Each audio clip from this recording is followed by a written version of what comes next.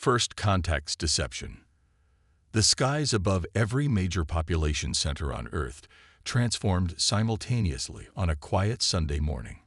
Massive vessels of impossible architecture, gleaming structures of dark metal, and pulsing blue energy materialized through fractures in the atmosphere. Their surfaces rippled with patterns that seemed to defy the laws of physics, reflecting light in ways that made them appear both solid and ethereal. Commander Elena Reyes stood on the deck of the U.S. Horizon, Earth's newest aerospace carrier, watching the central display with practiced calm that concealed her racing thoughts. 20 years in Earth's United Defense Force had prepared her for many things, but first contact with an advanced alien civilization wasn't among them. They bypassed every early warning system. Lieutenant Commander Darius Jackson said, his voice carefully controlled, appeared simultaneously at precise coordinates. No detectable approach vector. Elena nodded slowly. A demonstration. They want us to know exactly how outmatched we are. The alien vessels maintained perfect formation, hovering motionless despite atmospheric turbulence that should have affected anything with physical mass. Fighter jets scrambled worldwide looked primitive and clumsy as they established perimeter positions at a respectful distance. Incoming transmission, the communications officer announced. Broadcasting on all frequencies, all languages, all devices. The largest vessel, a cathedral-like structure of interlocking geometric patterns that seemed to both consume and emit light, projected a message to every communications device on the planet simultaneously. People of Earth, began a voice that somehow conveyed both warmth and cold precision. The Voidian Ascendancy welcomes you to the greater galactic community. We have observed your civilization's development with interest. Your technological progress, while rudimentary, shows potential worth cultivating. Holographic displays materialized worldwide, showcasing technologies that appeared centuries beyond human capability. Matter reconfiguration at will, energy weapons that bent light around them, propulsion systems that seemed to fold space rather than move through it. We invite your leaders to witness true advancement aboard our flagship, the Eternal Void, and discuss your civilization's elevation. 6 hours later, Elena found herself aboard a shuttle approaching the alien flagship. The diplomatic corps had insisted on her presence. Earth's youngest fleet commander and decorated veteran of the Antarctic resource conflict would project strength amid uncertainty. Dr. Nadia Okafor, Earth's leading quantum physicist, gasped beside her. Their hull structure exists partially in multiple dimensional states simultaneously. The theoretical implications alone. Elena nodded politely, but her attention had fixed on something else entirely. Beneath the overwhelming display of technological superiority, she noticed a rigid adherence to symmetry in the vessel's design. Beautiful, yes. Perfect, certainly, but somehow inflexible. The diplomatic team passed through what felt like a liquid membrane rather than a traditional airlock. Inside, the eternal void defied human comprehension. Gravity shifted direction without discomfort. Colors existed beyond Earth's visible spectrum, yet were somehow perceivable. Crystal-like beings moved with precise, choreographed motions. Ambassador Ziv Talon, a towering figure of shifting obsidian and blue energy, approached with an entourage of identical attendants. Their forms suggested humanoid structure but remained alien, faces composed of geometric patterns that rearranged themselves in what Elena assumed were expressions. "We welcome Earth's representatives," Ziv Talon announced, voice resonating directly in their minds rather than through the air. "The Ascendancy has prepared a demonstration of what awaits your species upon acceptance of our guidance." What followed was a carefully orchestrated display of power. Floating orbs showed barren worlds transformed into paradise ecosystems within days. Diseases eradicated with a wave of Voidian appendage. Stars harnessed for energy through technology that bent reality itself. Elena maintained a diplomatic smile while cataloging subtle inconsistencies. The identical attendants moved with perfect synchronization. Too perfect. When Dr. Okafor asked an unplanned question about energy conversion efficiency, the aliens paused fractionally too long before responding, as if receiving rather than generating an answer. Then came the solar flare, a natural phenomenon that briefly disrupted the ship's perfect harmony. For just moments, the seamless performance faltered. Displays flickered. The identical attendants moved with sudden uncertainty before resuming their programmed routine. Elena caught Jackson's eye across the delegation. His slight nod confirmed her suspicion. As Ziv Talon regained composure and continued the carefully prepared presentation, Elena's mind was already racing ahead. These beings of apparent perfection had a weakness, and perhaps humanity's greatest strength wasn't technology at all, but something these advanced aliens might never understand. 3 days after initial contact, Earth's delegation was summoned back to the eternal void. The diplomatic corps had spent 72 sleepless hours debating strategy, some advocating immediate technological exchange, others cautioning restraint. Elena had remained conspicuously silent, observing the factions forming around Dr. Okafor's enthusiasm for alien advancements. The eternal void had repositioned itself in synchronous orbit above United Nations headquarters, a not-so-subtle reminder of the Voidians' perfect positioning capabilities. This time, the Earth delegation was escorted to what appeared to be a command center, a vast spherical chamber where reality itself seemed malleable. Star systems projected in perfect holographic detail orbited around them, highlighting the ascendancy's apparent domain. Ambassador Ziv Talon's form shifted subtly, adopting more humanoid features, an attempt at accommodation that somehow felt condescending. "We have completed our preliminary assessment," the ambassador announced, voice resonating with artificial warmth. "Humanity has reached the threshold for consideration of elevated status. This is a rare honor. Of 17,326 sentient species we have encountered, only 24 have been deemed worthy of elevation." Images materialized around them. Worlds transformed by Voidian technology. Species apparently thriving under their guidance. Elena noted the careful curation of these projections. No conflict, no disagreement. Perfect harmony that felt strangely sterile. "What exactly does elevated status entail?"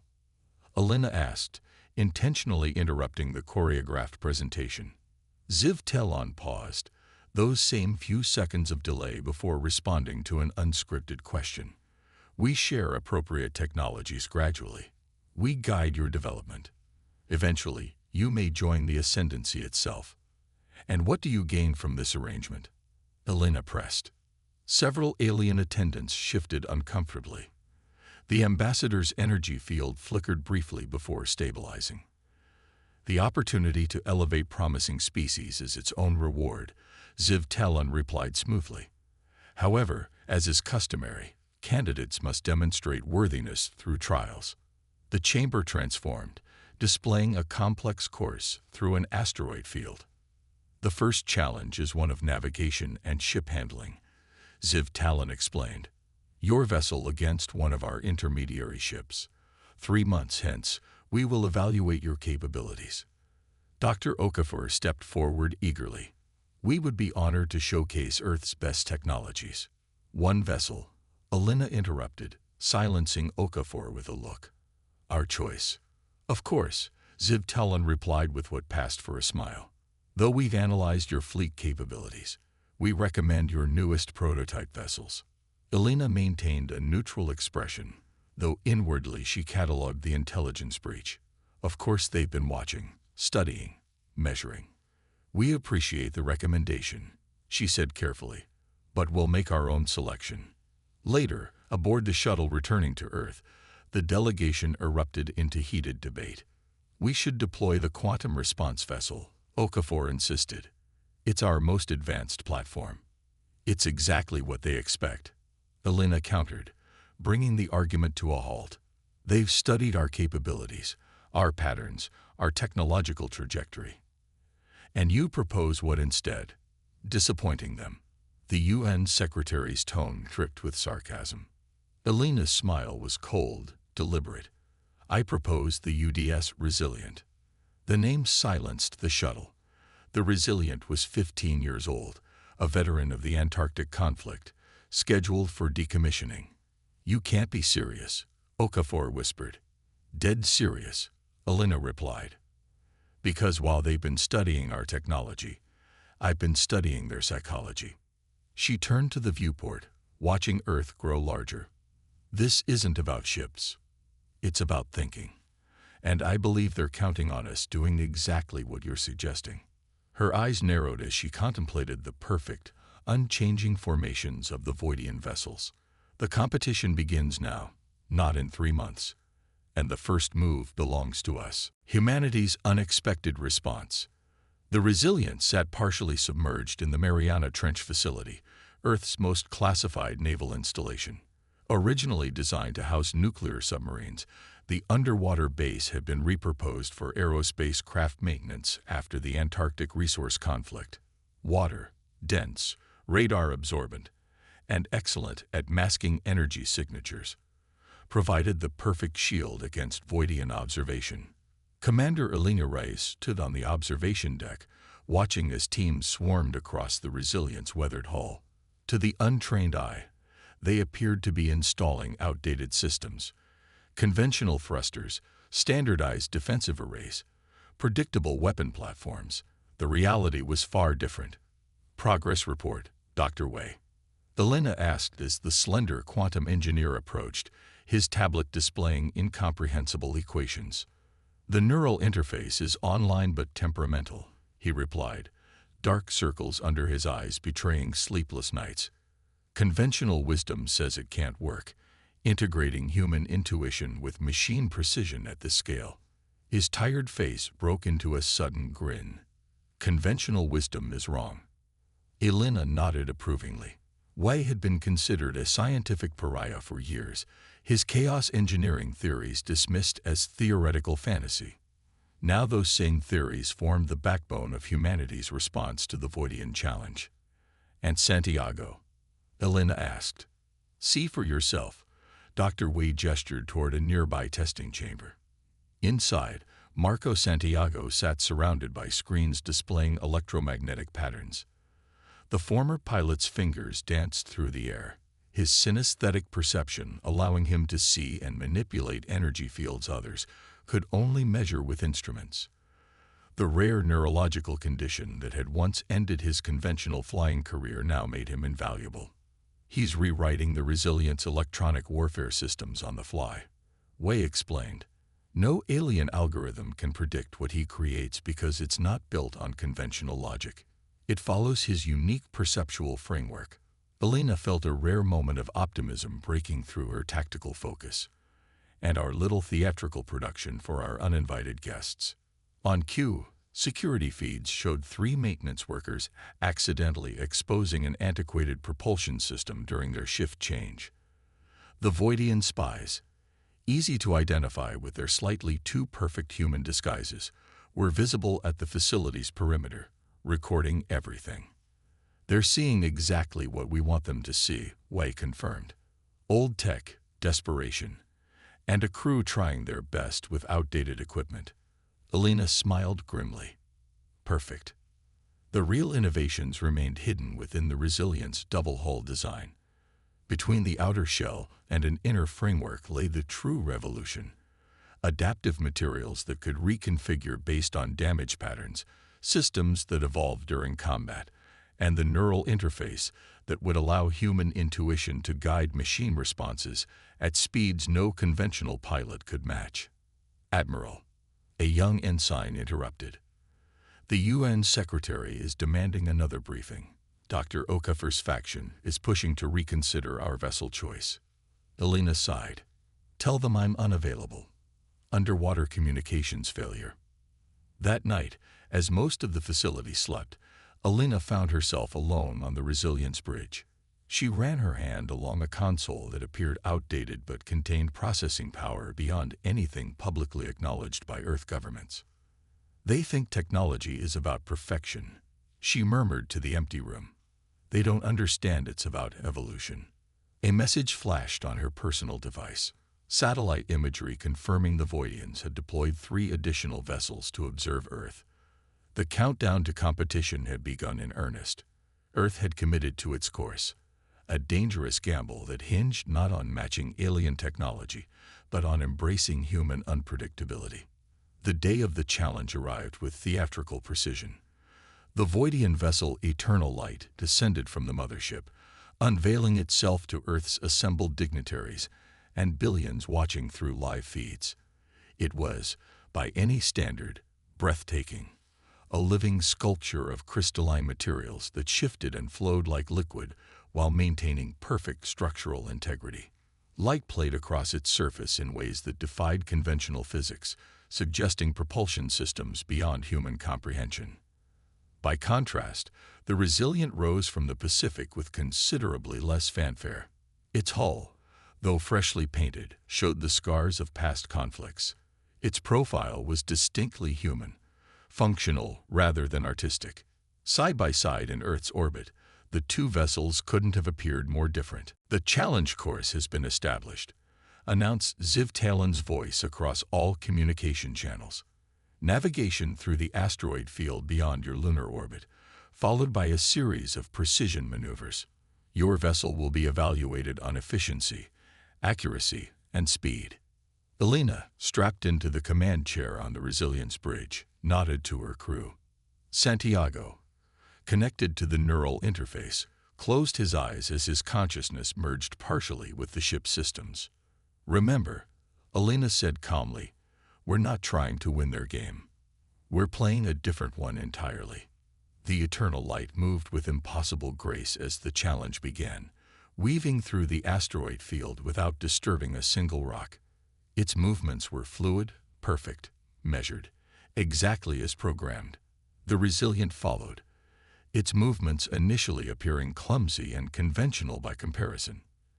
"They're scanning us constantly," Lieutenant Commander Jackson reported from the sensor station, "attempting to predict our course through probability algorithms." Elena smiled. "Let's give them something to think about." "Santiago, ready for Phase 1. The synesthetic pilot nodded, eyes still closed, fingers moving through the air as if conducting an orchestra only he could hear. The Resilient suddenly veered off its predictable course, engaging in a series of maneuvers that followed no discernible pattern. To observers, it appeared reckless, almost suicidal, as the ship twisted between asteroids with mere meters to spare. "The Eternal Light is adjusting to follow," Jackson reported. "They're struggling to predict our movements." "Of course they are," Elena replied. "They think in algorithms. We think in jazz." Santiago's face contorted with concentration as he channeled his unique perception through the neural interface. The Resilient responded not to programmed commands but to intuitive adjustments, a system that evolved second by second based on human creativity rather than mathematical precision. Aboard the Eternal Light, the Voidian crew was experiencing something entirely new: confusion. Their systems, designed to calculate optimal trajectories through any scenario, couldn't establish pattern recognition with the Resilient's movements. The human vessel appeared to make decisions that defied logical analysis, sometimes choosing more difficult paths when easier ones were available, sometimes slowing when acceleration was expected. Phase 2. Elena ordered as they cleared the asteroid field and approached the precision maneuver section of the course. This was where the Voidians expected to demonstrate their absolute superiority, perfect alignment with digital markers scattered throughout the course. The Eternal Light moved with flawless precision, hitting each marker exactly center. The Resilient, however, didn't aim for perfection. Instead, it began to adapt to the course itself, treating the markers not as static targets, but as interactive elements. As Santiago guided the ship through his synesthetic perception, the Resilience systems recorded energy consumption, structural stress, and 1,000 other variables, continuously evolving its approach. "They're transmitting heavily encrypted communications to their mothership," Jackson reported. "I think we got them worried." "Good," Elena replied. "Time for Phase 3. The Resilient suddenly accelerated beyond its supposed capabilities.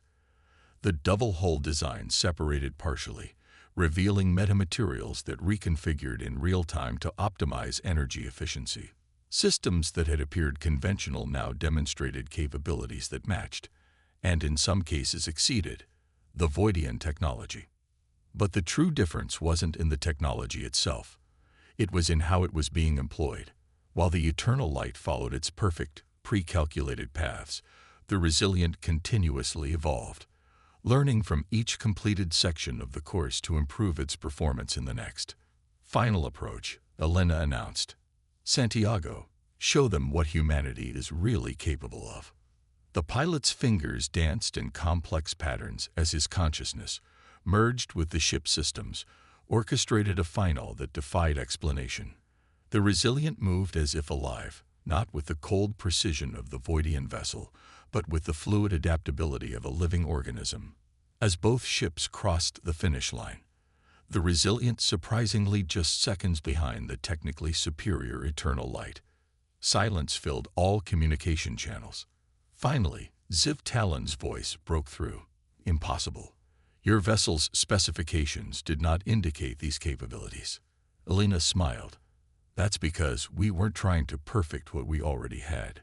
We were creating something new. You concealed your true technology, the Voidian ambassador stated, confusion evident even in the telepathic communication.